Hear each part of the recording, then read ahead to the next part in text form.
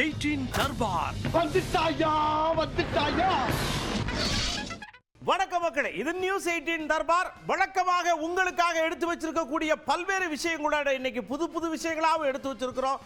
பார்த்து என்ஜாய் பண்ண வேண்டியது மட்டும்தான் உங்க வேலை. வாங்க, நேரத்தை விரயம் பண்ணாம நிகழ்ச்சிக்குள்ள சர்ன்னு போவோம். ஊப்பியில ஒரு தம்பி ஒரு பாப்பா கிட்ட ஏகத்துக்கும் விளையாண்டுருக்காரு. அப்படியே போலீஸ் அவர் அலேக்க தூக்கிட்டு போய் இப்ப நாங்க விளையாட்டு காட்டுறோம் பாருன்னு சொல்லி அவர் மேல இருந்து கீழே வரைக்கும் அக்கு வேற ஆணி வேற விளையாண்டு அனுப்பிச்சு வச்சிருக்கிறாங்க. அதனால இனிமே பொம்பளை பிள்ளைகிட்ட ஒரு 10 அடி தள்ளி நின்று பேசுங்க, அதுதான் உத்தமம்.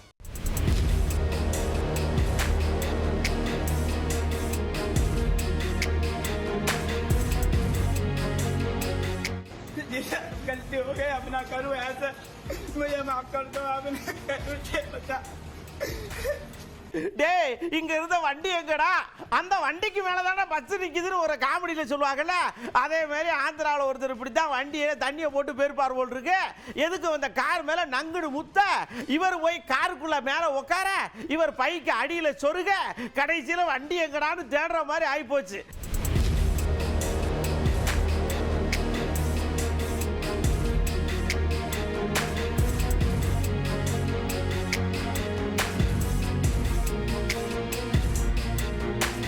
நேரா கேரளாவுக்கு போறான். அங்க ஒரு குரூப் மீன் பிடிக்கிறதுக்காக நீலேஸ்வரம்ங்கிற ஒரு ஏரியாவில் நின்று மீன் பிடிக்காக ஒத்த மீன் கூட ஆப்பிடல. ஐயோ, நான் என்ன செய்யறதுன்னு கவலைப்பட்டுக்கிட்டு இருக்கிற நேரம் கடல் மாதாவுக்கு கேட்டு போச்சு.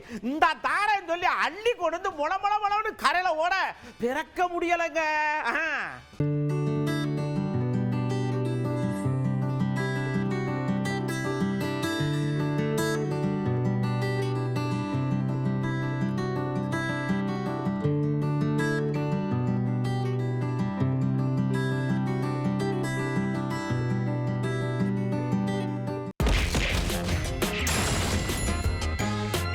அடுத்து நம்ம கமலையா அப்படியே டார்ச் லைட்டை எடுக்காத குறையா கரூருக்கு போய் அங்க இருக்கிறவெல்லாம் பார்த்து ஆறுதல் சொல்லணும்னு போய் ஆறுதல் சொன்னாங்க. உடனே வர முடியல, மன்னிச்சுக்கிடுங்க. ஆனா முதலமைச்சர் ஐயா வேண்டியதெல்லாம் செஞ்சிருப்பாங்க நினைக்கிறேன். இன்னும் ஏதாவது இருந்தா சொல்லுங்க, நான் ஐயாட்ட சொல்லி உங்களுக்கு வாங்கி தரேன். மற்றபடி நடந்தது நடந்து போச்சு. இனிமே வாழ்க்கையை எதிர்கொள்ள வேண்டிய விஷயங்களுக்கு நாங்க துணை நிக்கிறோம் அப்படின்னு 4 வார்த்தை நறுக்க ஆறுதலா சொல்லிட்டு வந்திருக்கார். யார் வைக்கிறாங்கிறத நீங்க பார்க்கணுங்க. நம்ம வந்து நடுநிலையா நின்று பார்த்தோம்னா நான் பார்ட்டியே சென்ட்ரிஸ்ட் தவிர நான் ஒரு தமிழ்நாட்டின் குடிமகன். அப்படி பார்க்கும்போது என்ன நடந்ததுங்கிறது எல்லாருக்குமே தெரியும். இதுல சைடு எடுக்காதீங்க. அப்படி சைடு எடுக்கிறதா இருந்தா மக்கள் சைடு எடுங்க. விஜய் எங்க வீட்டு தம்பிங்க, அதுக்காக தப்பு இல்லைன்னா நாங்க அப்படிலாம் பண்ண மாட்டோம். தப்புனா தப்புன்னு சொல்லுவோம்ங்க அப்படின்னு சொல்லி அண்ணியாரு அப்படியே எல்லாருக்கும் டியூஷன் எடுக்காங்க. இந்த 41 உயிருக்கும் தமிழக அரசும் பொறுப்பேற்க வேண்டும். விஜயின் தாமேக்கா கட்சியும் பொறுப்பேற்று ஆகணும். இதுல மாற்று கருத்து கிடையாது. 41 உயிர் என்ன சாதாரணமா? சொல்லுங்க. இன்னைக்கு விஜய கைது பண்ணமா, ஆனந்த கைது பண்ணமா, புஷி ஆனந்த்னு ஒருத்தர் என்ன இது? அவர் எங்க இருக்கிறாருன்னு தெரியல. கேட்டா தலைமறைவுன்றாங்க. என்ன இது? வாங்கல என்ன தலைக்கு கத்தியா வரப்போகுது, தலைக்கு கத்தியா வரப்போகுது, தூக்கலியா போட போறாங்க. ஒரு கட்சினா தைரியம் இருக்கணும், வீரம் இருக்கணும். நம்மளால ஒரு குடும்பத்துக்கு பாதிப்பாயிடுச்சுன்னா அங்க முதலால தலைவர் எப்படி நிப்பாரோ அந்த மாதிரி தேமுதிக எப்படி நிக்குமோ நிக்கணும். இன்னைக்கு வரைக்கும் வாங்குவதுனா அமைதியாக இருக்கணும். பாருங்க தம்பி விஜய், நீங்க உங்களை பார்க்கிறதுக்காக ஓடி வர கூட்டத்தை பார்த்து லைட்டை ஆஃப் பண்ணி போடப்படாது. டபக்குன்னு லைட்டை போட்டு எல்லார்ட்டையும் முகத்தை காட்டி அவங்களெல்லாம் அப்படியே அனுப்பிச்சு விடணும். கேப்டன் அதைத்தான் செஞ்சாரு. விஜய் குறித்த நேரத்தில் அங்க வரவே இல்லை. இது முதல் தவறு விஜய் செய்தது. ஏன் வரல? உங்களை பார்க்க காலையில 9 மணில இருந்து மக்கள் நிக்கிறாங்கல்ல, சாப்பிடாம தண்ணி குடிக்காம வெயில்ல குழந்தை குட்டிய தூக்கிட்டு பொம்பளை பிள்ளைங்க நிக்கிறாங்கல்ல ரோட்ல. அந்த பொறுப்பு உங்களுக்கு வேண்டாமா? நீங்க வீட்டுல இருந்து கிளம்புறதே தனி பிளைட்ல தான் வரீங்க. அதுவும் 11 மணிக்கு தான் வீட்டுல இருந்தே கிளம்புறாரு. அவன் தப்பு அது. இப்ப பாருங்க, 7 மணிக்கு நாம வருவோம்னா 7 மணிக்கு வந்து நிற்கும். அதான் தேமுதிக. நீங்க எதுக்கு அரசாங்க காவல்துறையை நம்பி ஏன் போறீங்க விஜய்? ஏன் இன்னைக்கு வந்து மேல நிக்கிறீங்களே 4 பவுன்சர் உங்களை சுத்தி நிப்பாட்டுறீங்களா உங்க பாதுகாப்புக்கு?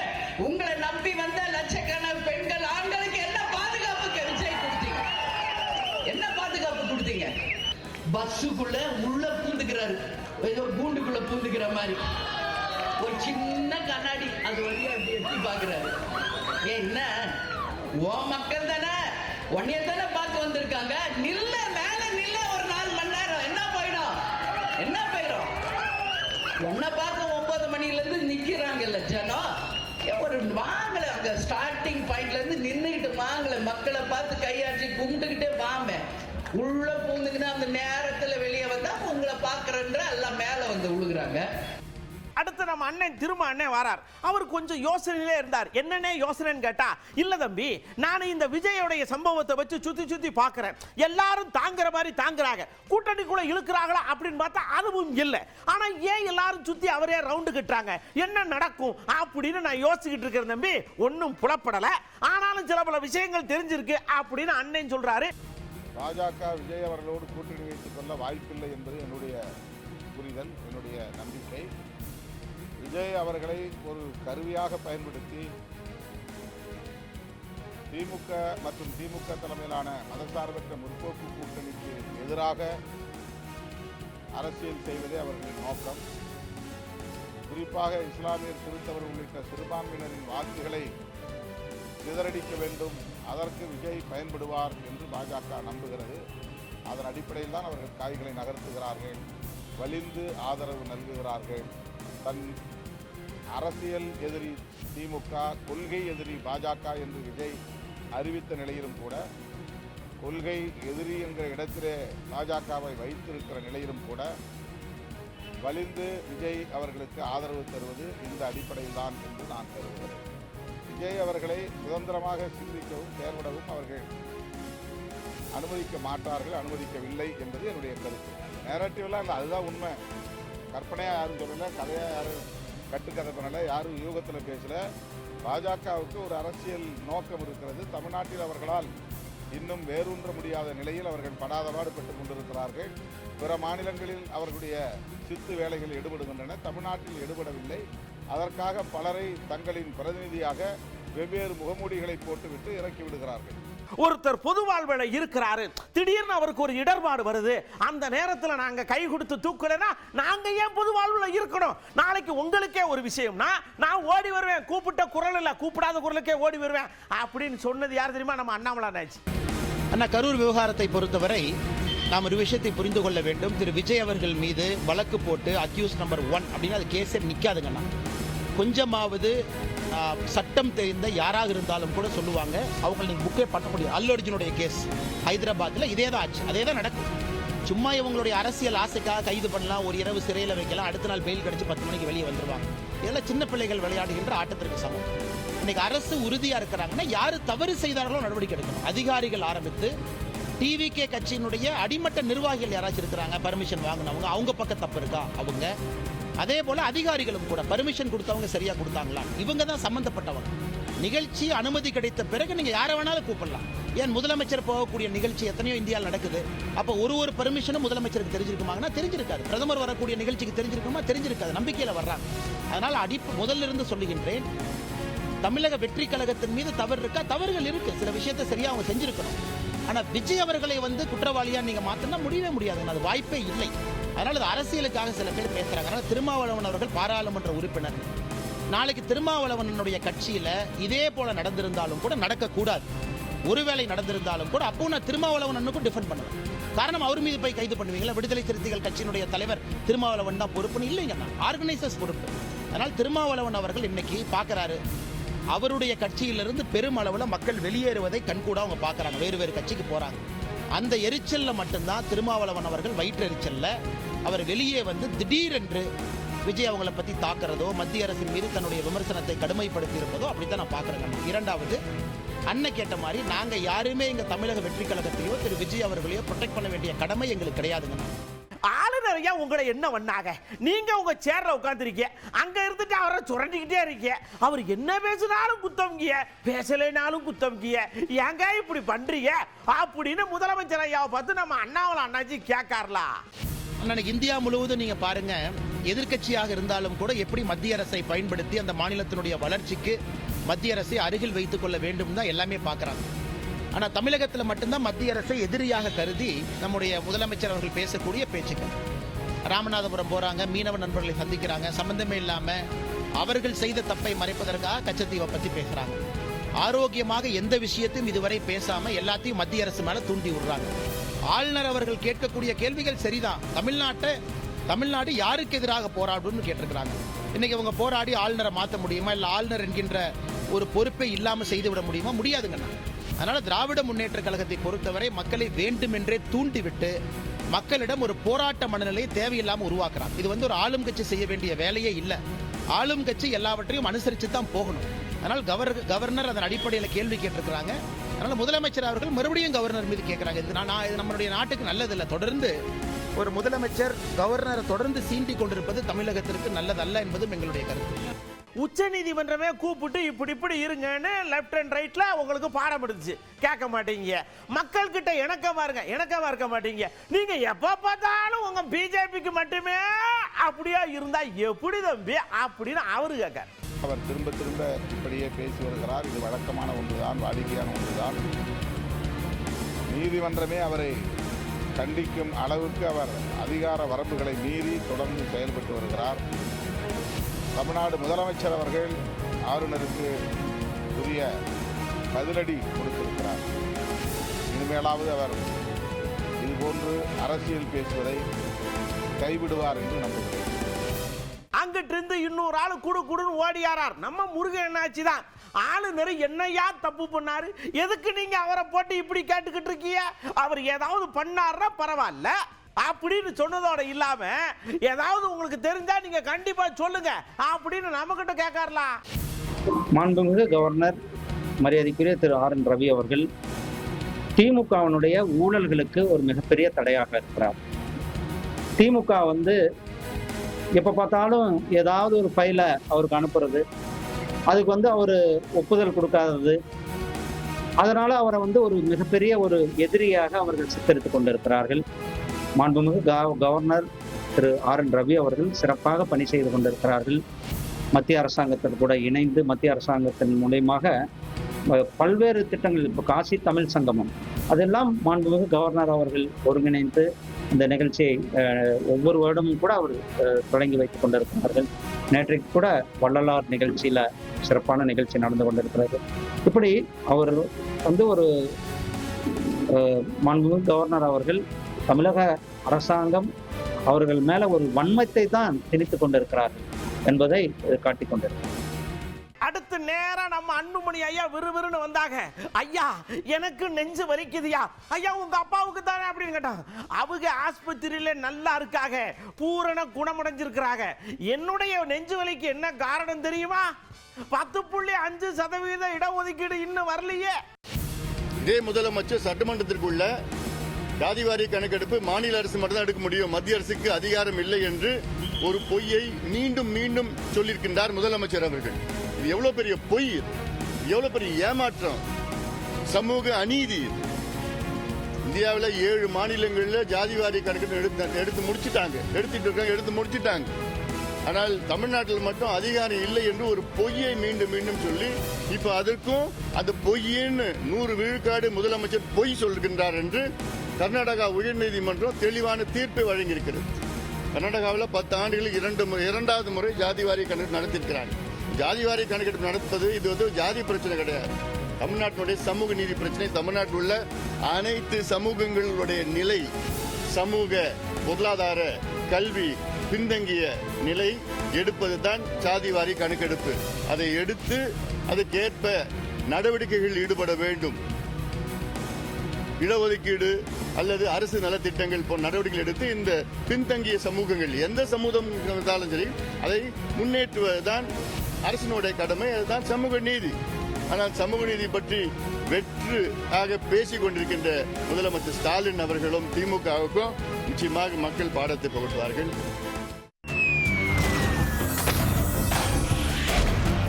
சைனாக்காரர் 2 கையும் கூப்பிட்டு வரவேற்காரு. டிராகன் திருவிழாவில் ஊதுவத்தியை வச்சு சொருகி கபகமன மணக்கிற மாதிரி ஒரு விஷயத்தை பண்ணிருக்கிறோம். மோப்ப முடிச்சுட்டு ஊரை பார்த்து போங்கன்னு இருக்காங்க.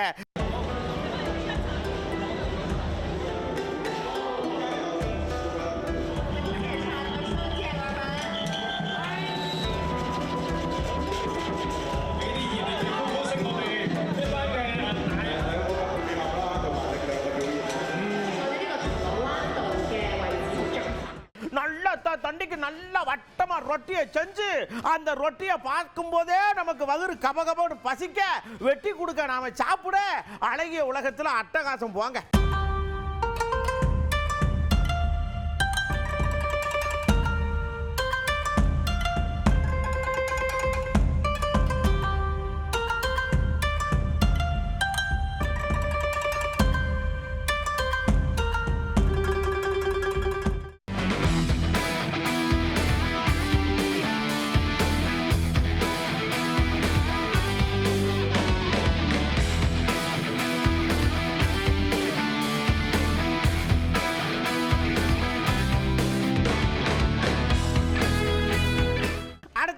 தாய்லாந்துக்கு போறோம். இந்த வாரங்க எங்க ஊர்ல மின்சார போட்டு கிடையாது.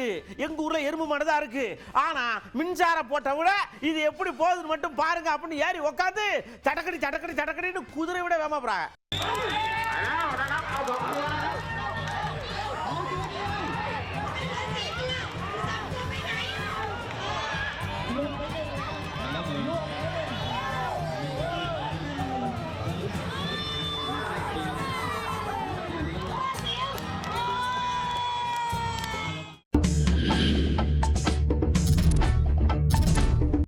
வத்தல குண்டுக்கு போனீங்கன்னா தலையார் அருவின்னு ஒரு அருவி இருக்குங்க. அப்படியே மடமடன்னு கீழே ஆக்க விழுகு. நீங்க தலையை கொண்டே உள்ள குடுத்தீங்கன்னா மசாஜ் பண்ணி விடுற மாதிரியே இருக்குங்க. சொர்க்கம் கண்டு நிறைய இருக்கும்.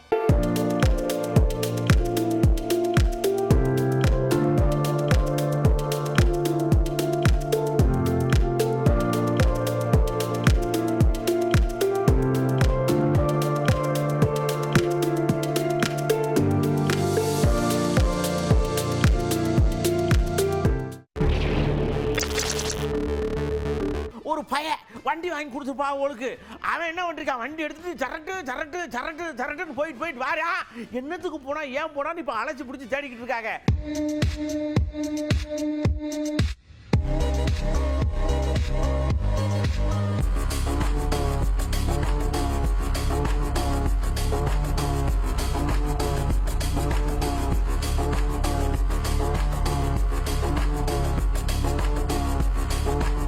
அப்படியே நேரம் உத்தரப்பிரதேசத்தில் டமார் ஒரு சத்தம். என்னன்னு பார்த்தா இந்த லாரி டிரைவர்ல ஓரமா செவனே ஓட்டிட்டு போவாங்கல்ல, இந்த காரு தாயா சர்ரு உருன்னு போய் டம்முன்னு மோதி 2 பேரை காணுமா.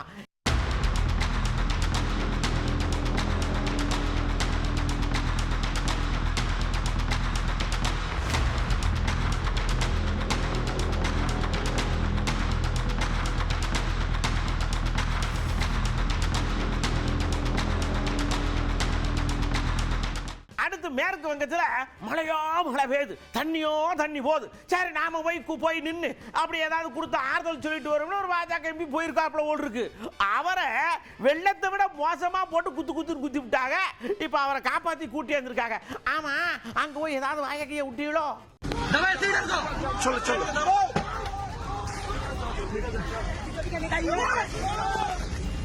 लोकल हॉस्पिटल से जल्दी हम तक नीचे आ गए हम चलो नीचे हमारे गाड़ी का आते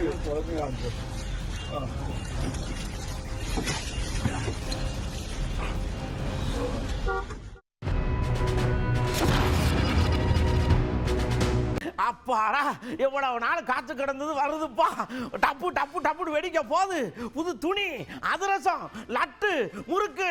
ஐயோன்னு கனவுல இருக்கிற நேரத்துல மழை குபு குபுன்னு பெய்யுது. பட்டாசு கடைக்காரெல்லாம் பதறதாக. எப்படி இருக்கு வியாபாரம்? உங்க பட்டாசெல்லாம் வெடிக்குவா அப்படிங்கிற மாதிரி கேள்வி கேட்டோம். எப்பவுமே ஒரு மாசத்துக்கு முன்னாடி இருந்து வியாபாரம் ஸ்டார்ட் ஆகும். இந்த வாட்டி வந்து கொஞ்சம் கம்மியா இருக்கு வியாபாரம். இந்த டைம் நல்லா இருக்கும்னு நினைக்கிறோம். அதே மாதிரி இப்போத்துக்கு வரைக்கும் வியாபாரம் பரவாயில்ல. மழை இனி வரல. மழை வந்தாலும் தீபாவளியினுடைய வியாபாரம் வந்து பாதிக்காதுன்னு நினைக்கிறோம். இது வரைக்கும் மழை இல்லை. மழை வந்துச்சுன்னா இன்னும் ரொம்ப கஷ்டம் தான். எங்களுடைய மொத்த வியாபாரம் டல் ஆயிரும். வருஷம் கொஞ்சம் மழை வந்து கொஞ்சம் தள்ளி தீபாவளி கழிச்சு மழை வந்துச்சுன்னா ஒன்றும் பாதிப்பு இருக்காது. இல்லைன்னா மழை வந்துச்சுன்னா எங்க வியாபாரம் கொஞ்சம் சிரமம் தான். போ இன்னைக்கு கடைசியில் இன்னும் ரெண்டு வாரம் இருக்கிறதுனால வியாபாரம் இன்னும் கொஞ்சம் அதிகமாக இருக்கு சான்சஸ். லேடிஸ்க்கு பாத்தீங்கன்னா சாரீஸ், அதே மாதிரி காலேஜ் ஸ்டூடெண்ட்ஸ்ல இருந்து எல்லாருக்குமே பிடிச்ச மாதிரியான கலெக்ஷன்ஸ் எல்லாமே இறக்கிட்டு இருக்கோம். ஷராரா, வெஸ்டர்ன், லெஹங்கா, பட்டு பாவாடைல தாவணி செட் இருக்கு, ஃபுல் ஃப்ராக் இருக்கு, நெட்டடில் ஃபுல் ஃப்ராக் இருக்குது. நிறைய கலெக்ஷன்ஸ் டிஃப்ரெண்ட்டாக வந்திருக்கு. லேடிஸ் வந்து ரொம்ப லைக் பண்ணுறது இந்த வருஷம் வந்து ஷராரா தான் மேக்ஸிமம் கேட்டுட்டு வராங்க. ஏன்னா பெரியவங்களுக்கு வந்திருக்கு, அந்த டிசைன் குழந்தைங்களுக்கு வரும்போது நல்லா இருக்குன்னு சொல்லிட்டு அது மோஸ்ட்லி கேட்டு வராங்க. கரண்ட்டில் பார்த்தீங்கன்னா டிஷ்யூவில் வந்துட்டு நிறைய பேர் வந்துட்டு லைக் பண்ணுறாங்க சார். நிறையவே ஃபேஸ்புக்கு ஃபெண்டி ஆன்லைன் பேட்டர்ன் தான் நிறையவே எல்லாம் விரும்புகிறாங்க. ஃபேன்சி சேலை இதெல்லாம் நிறைய வெரைட்டி டிசைனு செட் சேலை அதிகமாக வந்துருக்குது. போன வருஷம் மாடல் கொஞ்சம் கம்மியாக தான் இருந்துச்சு. இந்த வருஷம் மாடல் நிறைய போட்டிருக்கு, வெரைட்டிஸ் நிறைய இருக்கு. மக்களை கவர் பண்ணுற மாதிரி எல்லா வகையான மாடலும் போட்டிருக்கு. போன இயர்லாம் பார்த்தீங்கன்னா கொஞ்சம் கஸ்டமர்ஸ் வந்துட்டு இருந்தாங்க. ஸோ இந்த இயர் பார்த்தீங்கன்னா கொஞ்சம் டல்லாகவே இருக்குது. ஆக்சுவலி இப்போது தீபாவளி டைமில் பார்த்தீங்கன்னா நாங்கள் வந்து ரொம்ப வாக்கிங் வந்து அதிகமாக இருக்கும்னு சொல்லிட்டு எக்ஸ்பெக்ட் பண்ணணும். பட் எக்ஸ்பெக்ட் பண்ண அளவுக்கு வந்துட்டு பார்த்தீங்கன்னா பிஸ்னஸ் இல்லை. ப்ளஸ் பார்த்தீங்கன்னா நிறைய ஆஃபர்ஸ் எல்லாமே போட்டிருக்கோம். ஸோ அதுக்கேற்ற மாதிரி இன்னும் வந்துட்டு பீப்புள்ஸ் வாக்கிங் வந்துட்டு இன்க்ரீஸ் ஆகலை அப்படின்ற மாதிரி நாங்கள் ஃபீல் பண்ணுறோம். இது வரைக்கும் பார்த்ததெல்லாம் உங்களுக்கு பிடிச்சிருந்துச்சா? அடுத்த தற்பாரில் ஏகப்பட்ட விஷயத்தோட நான் உங்களை வந்து சந்திக்கிறேன். ஆனால் ஒரே ஒரு விஷயத்தை தயவு செஞ்சு காதில் வாங்கிக்கோங்க. திடீர்னு மழை வருதா, திடீர்னு வெயில் அடிக்கா, எது எப்போ நடக்குன்னு தெரிய மாட்டேங்கி. ஆனால் உங்கள் அக்கப்போர் வண்டி ஓட்டும் போது செல்போன் எடுத்துக்கிட்டு டைப் பண்ணுறதுல ஆரம்பிச்சிருக்கீங்களா? இப்போ முதல்ல பேசுவியா, இப்போ டைப் பண்ணுறீங்க. தயவு செஞ்சு அந்த மாதிரி பண்ணாது. ஏன்னா அடுத்த தற்பாரில் சந்திக்கிறேன். அதுவரை உங்களிடம் அன்போடு விடைபெற்றுக் கொள்வது உங்கள் அன்பு நண்பன் எழில். வணக்கம் மக்களே. 18 தர்பார் வந்துட்டாயா.